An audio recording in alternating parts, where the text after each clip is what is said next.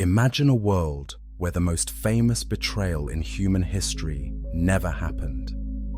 Picture Jerusalem 2,000 years ago, where one man's choice to stay loyal instead of taking 30 pieces of silver changed everything we know about faith, history, and human civilization itself.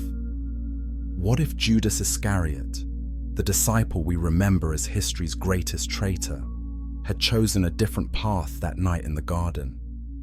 Would Christianity exist as we know it today? Would there be crosses on churches? Would Easter Sunday mean anything at all? Welcome to our channel, where we explore forbidden questions and hidden truths of history, religion, and the unknown. If you love journeys that challenge what you thought you knew, make sure to join us, because today's story may change the way you see everything. Tonight, we step into the sandals of 13 men who followed a carpenter from Nazareth. But in our story, the 13th disciple makes a choice that splits history itself into two different worlds. Chapter 1. The 13th disciple. Among the 12 men who walked with Jesus Christ, one stood apart from the rest. His name was Judas Iscariot, and unlike his fellow disciples who came from the fishing villages of Galilee, Judas was from Judah in the south. He was different, educated, and trusted enough to carry the money bag for the entire group. Judas had been with Jesus from the beginning. He had seen the blind receive sight and the lame walk again. He watched Jesus feed thousands with just a few loaves and fish. He heard the crowds shout, "Hosanna," as they entered Jerusalem that final week. Yet something dark was growing in his heart. The other disciples were simple fishermen and workers, but Judas understood politics and money. He could read the signs that others missed. The Roman soldiers were getting nervous. The Jewish leaders were planning something terrible, and Jesus seemed to be walking straight into a trap. As treasurer of the group, Judas had access to their funds, but more troubling, he had access to information about Jesus's movements, his favorite places to pray, and when he would be most vulnerable. The chief priests had noticed this too. They began to whisper in dark corners about the value of inside information. Night after night, Judas lay awake wrestling with terrible thoughts. Should he try to save Jesus by forcing him to fight back? Should he warn him to flee? Or should he accept what seemed inevitable and try to profit from the disaster that was coming? The weight of this decision was crushing the man who had once left everything to follow the teacher from Nazareth. Chapter 2. The night that changed everything. The evening air was thick with tension as Jesus gathered his 12 disciples for what would be their final meal together. They had no idea that history itself hung in the balance of the next few hours. In the upper room, Jesus shocked everyone by washing their feet like a common servant. But his next words cut through the room like a sword. "One of you will betray me tonight." The disciples looked around in confusion and fear. Peter whispered urgently to John, asking who Jesus meant. Thomas protested that none of them would ever do such a thing. But Jesus looked directly at Judas and said, "What you are going to do it quickly." In our timeline, this is where Judas made his choice. He had already met with the chief priests and accepted 30 pieces of silver to identify Jesus with a kiss. The plan was simple and terrible. Lead the temple guards to the Garden of Gethsemane, where Jesus liked to pray. Point him out with the traditional greeting between teacher and student. Collect the money and disappear forever. As Jesus and the 11 remaining disciples walked through the dark streets toward the Mount of Olives, Judas slipped away into the shadows. He met the armed guards at the appointed place and led them through the winding paths to where Jesus knelt in prayer. the kiss of betrayal sealed the fate of Christianity as we know it. But what if that kiss never happened? What if, in that crucial moment, Judas chose differently? The guards waited in the darkness, but their guide never came. Jesus prayed through the night with his disciples by his side, including the 13th man who chose loyalty over silver. When dawn broke, everything we know about faith, salvation, and human history began to change. Chapter 3: The Moment of Mercy. In the Garden of Gethsemane, time seemed to stand still. Jesus knelt in the moonlight, praying with such intensity that his sweat fell like drops of blood. Peter, James, and John struggled to stay awake nearby. And Judas stood at the entrance to the garden, 30 pieces of silver heavy in his purse, watching the temple guards approach through the olive trees. This was the moment. One choice would echo through eternity. In our world, Judas stepped forward with that fatal kiss. But in this timeline, something different stirred in his heart. Maybe it was Jesus' words about forgiveness from the Sermon on the Mount. Maybe it was the memory of miracles he had witnessed. Or maybe it was simply love winning over fear. Whatever the reason, Judas made a different choice. Instead of leading the guards to Jesus, he threw the silver coins at their feet and shouted a warning into the darkness. "Run, Master! They're coming for you!" The sound of his voice echoed off the ancient olive trees, changing the course of human history forever. The temple guards rushed forward, but they found only scattered coins glinting in the moonlight. Jesus and his disciples had vanished into the maze of Jerusalem's back streets. The most famous arrest in history never happened because the betrayer chose to become a protector instead. As the frustrated guards returned to report their failure, Judas wept tears of relief and terror. He had saved his master, but he had also condemned himself. There would be no going back now. The chief priests would want his blood, and the Romans would hunt him like a criminal. But for the first time in months, he felt truly free. Chapter 4: The Escape That Never Happened. Dawn broke over a Jerusalem in chaos. The chief priests had promised the Roman governor that they would deliver the troublemaker from Nazareth before the Passover crowds could cause more problems. Instead, they had nothing but a bag of returned silver and angry questions from Pontius Pilate. Jesus and his disciples moved like shadows through the narrow streets, using routes that only locals knew.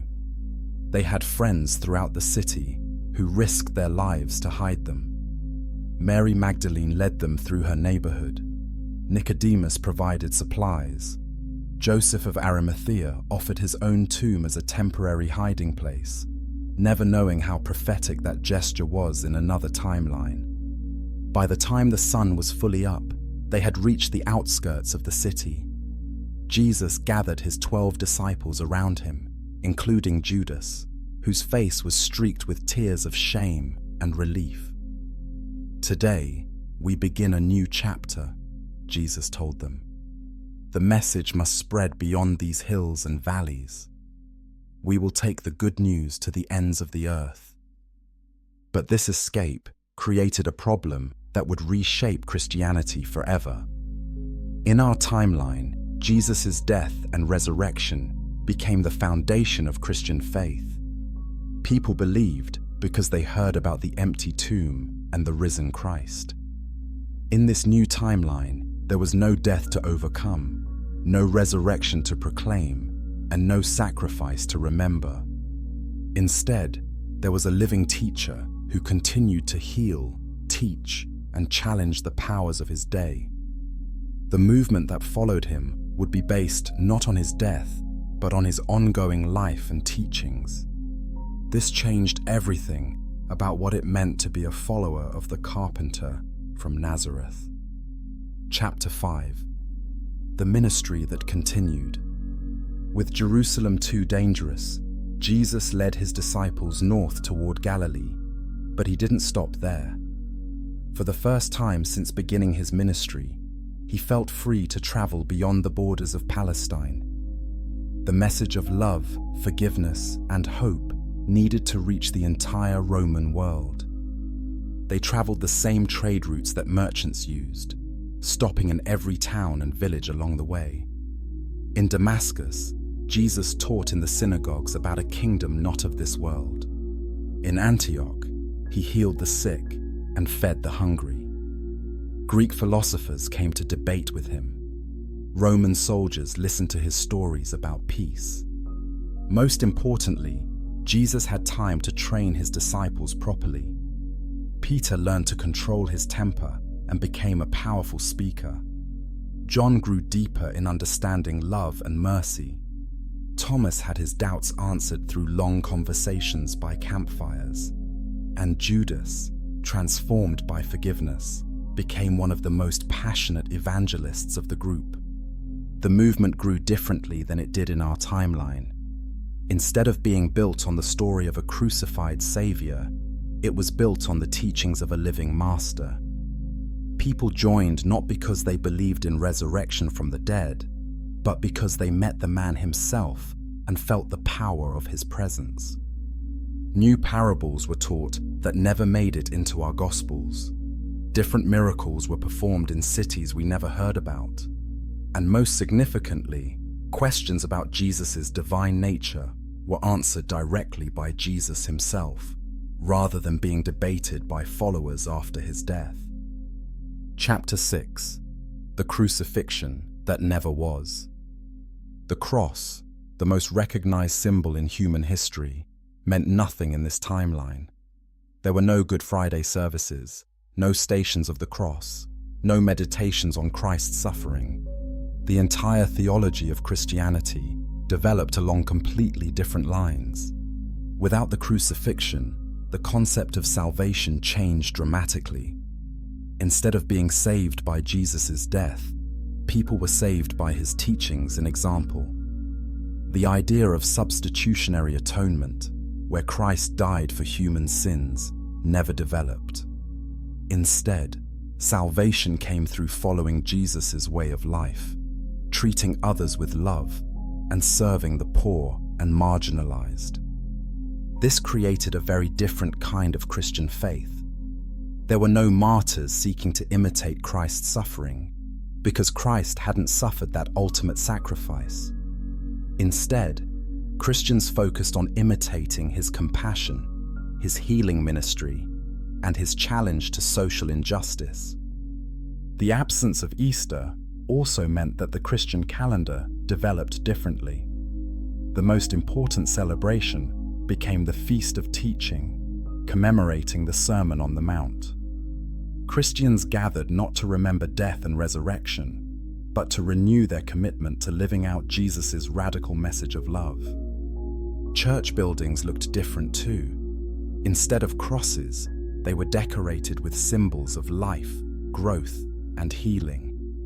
The bread and wine of communion represented sharing resources with the community, not remembering a broken body and shed blood. Chapter 7. Paul's Different Road.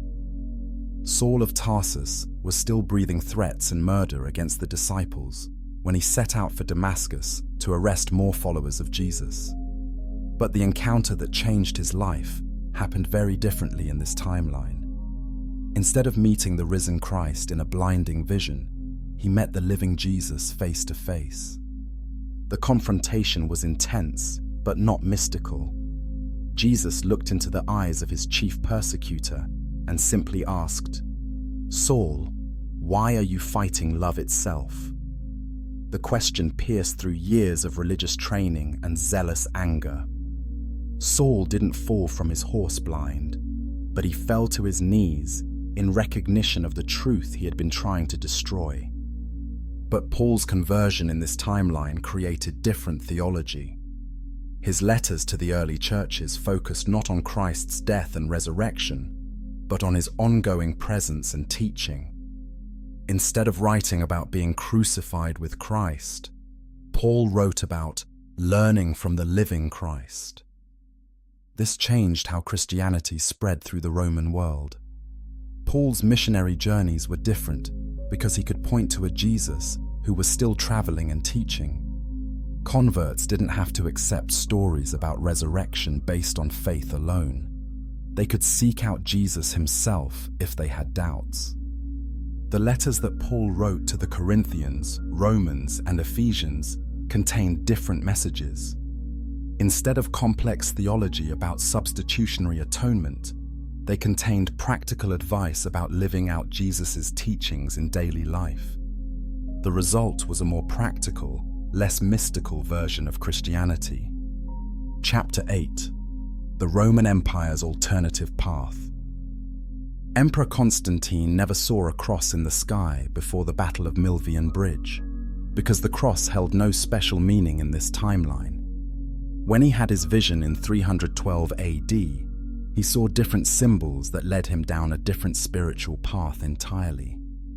Without the powerful story of crucifixion and resurrection, Christianity competed differently with other religions in the Roman Empire. It offered wisdom and ethics, but not the dramatic narrative of a God who died and rose again. This meant that mystery religions like Mithraism and the worship of Isis remained strong competitors. Constantine eventually converted to Christianity, but for different reasons. He was attracted to Jesus' teachings about justice and caring for the poor, not by the promise of eternal life through Christ's sacrifice. This led to different kinds of Christian laws and policies throughout the empire. The Council of Nicaea still happened, but it addressed different questions. Instead of debating the relationship between Christ's human and divine natures in light of his death and resurrection, they debated how a living Christ could be both human teacher and divine presence simultaneously. Christian persecution ended differently too.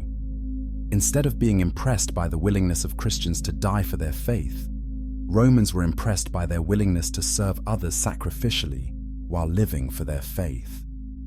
This created a different kind of respect for Christian commitment. Chapter 9: The Missing Dark Ages. The so-called Dark Ages might never have happened in this timeline. The Roman Empire didn't fall to barbarian invasions in quite the same way, partly because Christianity developed differently as a civilizing force. Without the mystical elements of death and resurrection theology, Christianity in this timeline emphasized practical ethics and social organization. Christian communities became known for their effective governance, fair trade practices, and educational systems. This made them valuable partners for Roman administrators rather than mysterious threats. The preservation of classical knowledge happened differently too.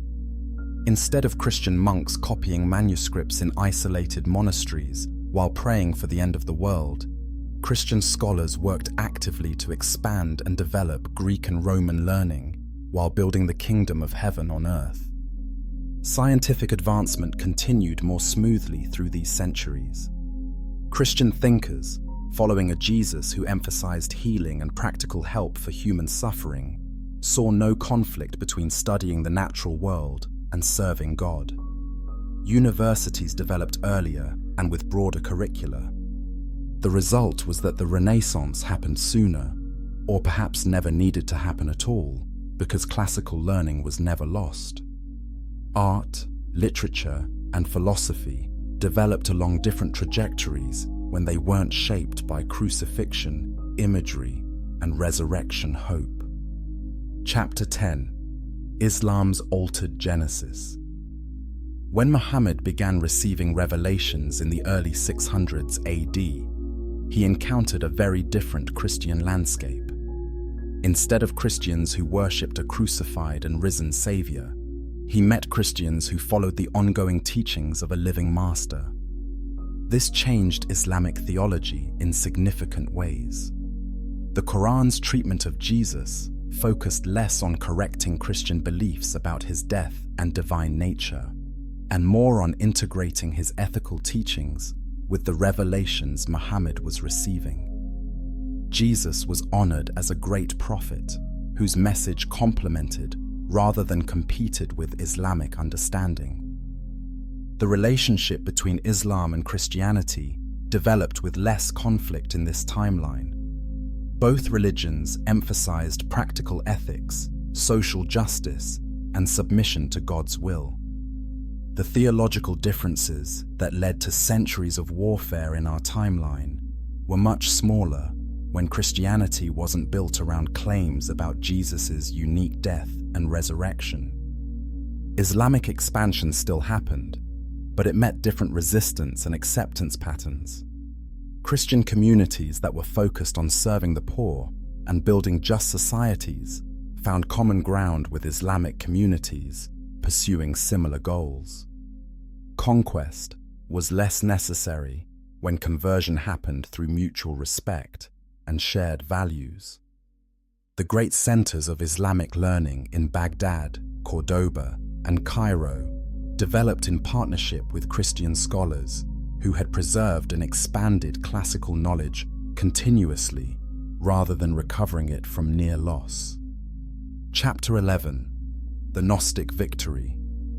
Without Orthodox Christianity's emphasis on Christ's physical death and bodily resurrection, Gnostic interpretations of Jesus' teachings found much more acceptance in the early centuries. The Gospel of Thomas, with its emphasis on secret wisdom and inner knowledge, became as important as Matthew, Mark, Luke, and John. Gnostic Christians taught that salvation came through gnosis, or special knowledge that Jesus revealed to his closest disciples. In this timeline, where Jesus lived longer and taught more extensively, there were indeed secret teachings that he shared only with advanced students. This made Gnostic Christianity seem more credible and attractive. The result was a more mystical, contemplative form of Christianity that emphasized personal spiritual experience over institutional authority. Christian communities developed more like mystery schools than churches, with levels of initiation and progressively revealed teachings. Women played much larger roles in this version of Christianity. Gnostic texts that honored Mary Magdalene and other female disciples as equals to the male apostles were never suppressed. Female bishops, teachers, and mystics shaped Christian development from the beginning. This created a Christianity that was more diverse, more individualistic, and less concerned with uniform doctrine. Different regions developed different traditions and practices, all claiming to follow the authentic teachings of the living Christ. Chapter 12: The Lost Gospels Revealed. In our timeline, many early Christian texts were declared heretical and destroyed by Orthodox Church authorities.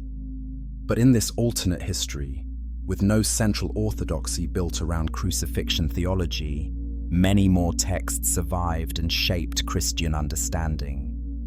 The Gospel of Judas became a central text about redemption and forgiveness, rather than betrayal.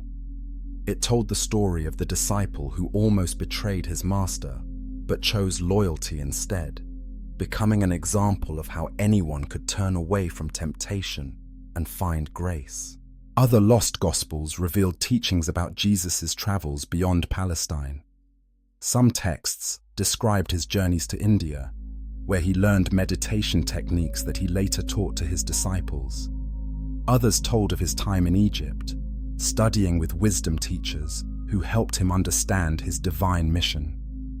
The Gospel of Mary preserved teachings that Jesus gave specifically to Mary Magdalene about the inner life and spiritual development. These became foundational texts for Christian communities, where women served as spiritual directors and teachers. Perhaps most importantly, texts survived that contained Jesus' direct teachings about his own nature and mission. Instead of later theologians debating what Jesus might have meant, Christians could read his own words about his relationship to God and his purpose for humanity. Chapter 13. The Council That Never Met.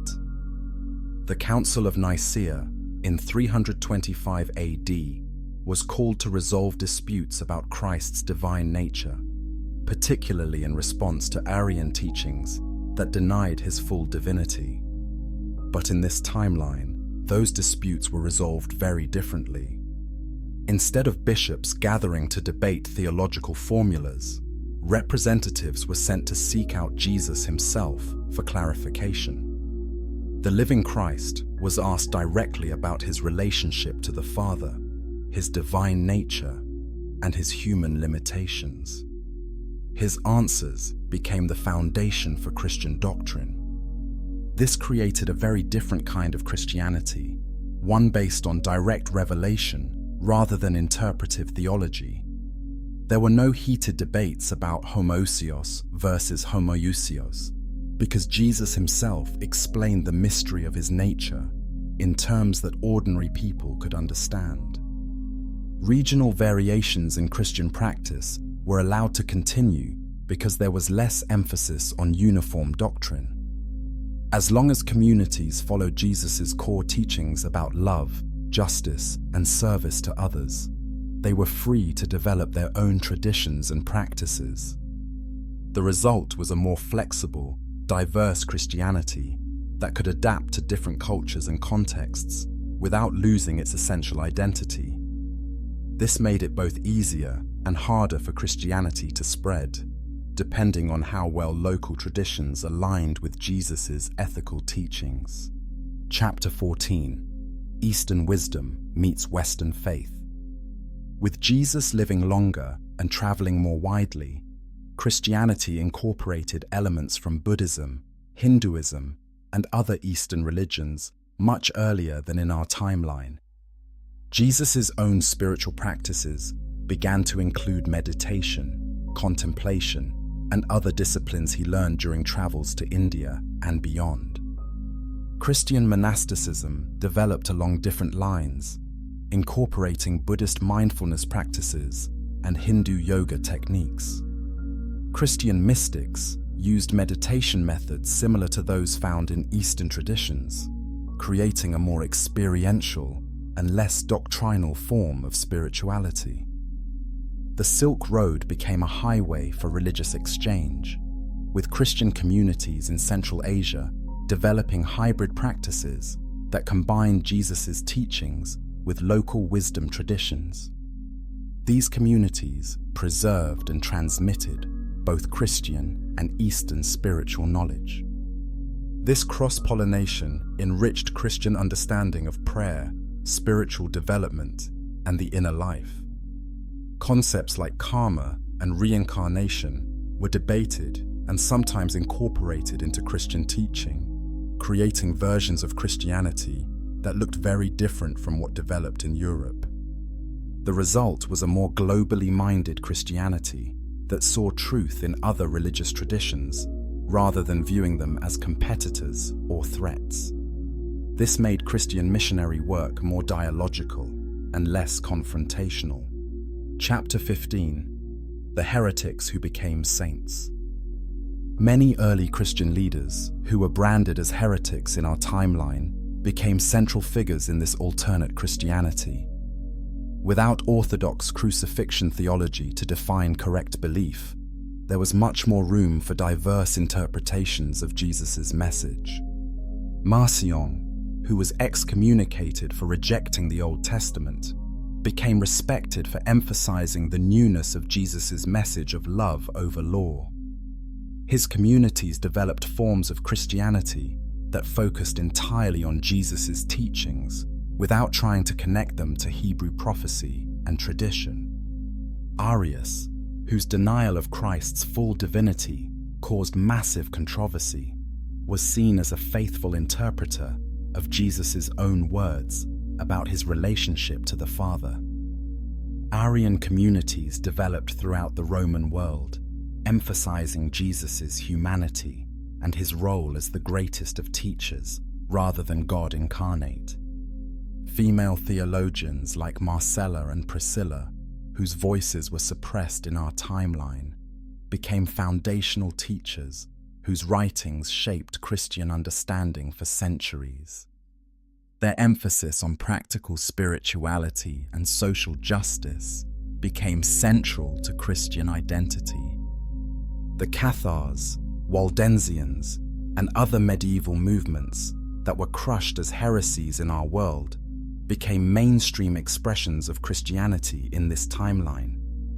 Their emphasis on poverty, simplicity, and direct spiritual experience aligned well with a Christianity based on Jesus' living example rather than his sacrificial death. Chapter 16: The Digital Reformation. In our modern connected world, this alternate Christianity faces unique opportunities and challenges. Social media amplifies the diversity that has always characterized this more flexible version of Christian faith, but it also creates new problems of authority and authenticity. With no central orthodoxy built around crucifixion theology, Christian communities use digital platforms to share different interpretations and practices freely. YouTube channels feature everything from traditional liturgies to experimental fusion worship, combining Christian and Eastern elements. Artificial intelligence helps scholars analyze the vast collection of Christian texts that survived in this timeline, revealing patterns and connections that human scholars missed. AI translation makes ancient Christian writings accessible to global audiences for the first time. Virtual reality creates new possibilities for spiritual experience and pilgrimage. Christians can virtually visit the places where Jesus taught, walk the roads he traveled, and experience historical events in immersive ways that deepen faith and understanding. But this same technology creates challenges. Deepfake videos claiming to show Jesus' teaching create confusion about authentic tradition. Online communities splinter into increasingly narrow interpretations of Christian truth. The lack of central authority makes it difficult to distinguish between faithful interpretation and creative fiction. Chapter 17: Science and Faith Reconciled. Without the historical conflict between Christianity and scientific advancement that developed in our timeline, today's debates about evolution, climate change, and medical ethics look very different in this alternate world. Christian institutions have been at the forefront of scientific research for centuries, following Jesus' example of healing and caring for creation. Christian universities were among the first to teach evolutionary theory, seeing it as revealing how God's creative process unfolds over time. Environmental stewardship is central to Christian teaching in this timeline, based on Jesus' own deep connection to the natural world and his teachings about caring for the poor, who suffer most from environmental destruction. Climate change response is seen as a Christian moral imperative, not a political issue. Medical ethics develops along different lines too, with more emphasis on healing and less on debates about the sanctity of life defined by natural death. Christian hospitals lead in developing new treatments because prolonging and improving life aligns with Jesus' healing ministry. Space exploration is viewed as spiritual pilgrimage, extending Jesus' mission to love and serve others to whatever life might be found throughout the universe. Christian astronauts carry the message of love and service to the stars. Chapter 18: Politics Without the Cross. Modern political movements that derive their power from Christian martyrdom narratives don't exist in this timeline, fundamentally altering global politics and social movements. Liberation theology develops without crucifixion imagery, but with even stronger emphasis on Jesus' teachings about justice for the poor and oppressed. Christian communities focus on building the kingdom of heaven on earth through political and social action rather than waiting for divine intervention. Religious freedom debates are framed differently, when Christianity is based on following a living teacher's example, rather than believing in his sacrificial death. There's more emphasis on protecting the right to practice compassion and service, less on protecting specific doctrinal beliefs. Christian nationalism doesn't develop in the same way, because this timeline's Christianity is inherently more universal and less focused on particular cultural expressions of faith. The message of love and service transcends national boundaries more easily.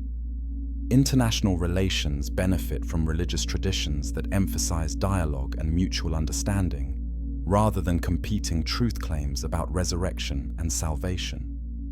Christian diplomats work more easily with leaders from other faith traditions. Chapter 19: What we lost, what we gained. As we reach the end of this journey through an alternate timeline, we must ask ourselves profound questions about what humanity gained and lost when Judas chose loyalty over silver that night in Gethsemane.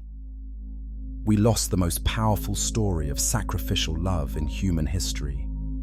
The image of Christ dying for humanity's sins has inspired countless acts of heroism, forgiveness, and self-sacrifice.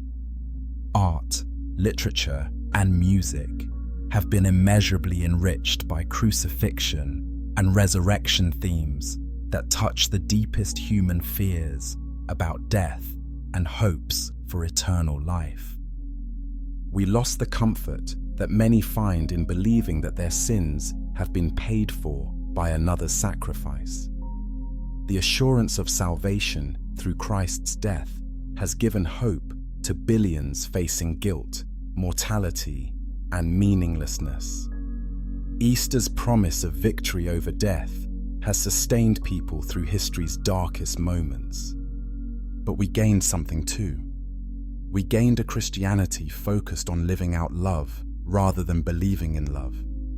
We gained religious traditions emphasizing practical compassion over mystical experience. We gained a faith that unites rather than divides humanity. Perhaps most importantly, we gained the example of a teacher who showed that betrayal can be overcome, that forgiveness can transform enemies into friends, and that choosing loyalty over profit changes everything. The story of Judas's redemption might inspire us more than the story of his betrayal ever could. What do you think? Is humanity better served by the promise of salvation through Christ's sacrifice, or by the example of salvation through Christ's life? Would you choose the cross with its promise of resurrection, or the ongoing presence of the living teacher? Chapter 20: The secret that changes everything. But wait. Just when we think we understand this alternate timeline completely, new evidence emerges that changes everything we thought we knew about both our world and this imagined one. Deep in the caves of Qumran, archaeologists have discovered texts that suggest Judas's betrayal in our timeline wasn't betrayal at all, but the ultimate act of obedience. These documents, written in Jesus' own hand, appear to be instructions to Judas about how and when to lead the authorities to him. What if Jesus orchestrated his own arrest? What if Judas was the most faithful disciple, not the greatest traitor? What if the man we've condemned for 2,000 years was actually following his master's direct orders to ensure that the crucifixion happened exactly as it needed to for salvation history to unfold? The implications are staggering. If Jesus planned his own betrayal, then Judas's choice in our alternate timeline to warn him instead might have actually been the real betrayal, disrupting the divine plan for humanity's redemption. The loyal disciple becomes the traitor, and the traitor becomes the hero of faith. These discoveries raise questions that shake the foundations of everything we believe about loyalty, betrayal, sacrifice, and salvation. Was Judas damned for following orders? Is he a saint rather than a sinner? And what other secrets about Christianity's origins are waiting to be discovered in caves and ruins around the world? Join us next time as we explore the most controversial archaeological discovery in history and uncover evidence that could rewrite everything we know about the most pivotal moment in human history. The truth about Judas Iscariot is stranger and more complex than anyone ever imagined.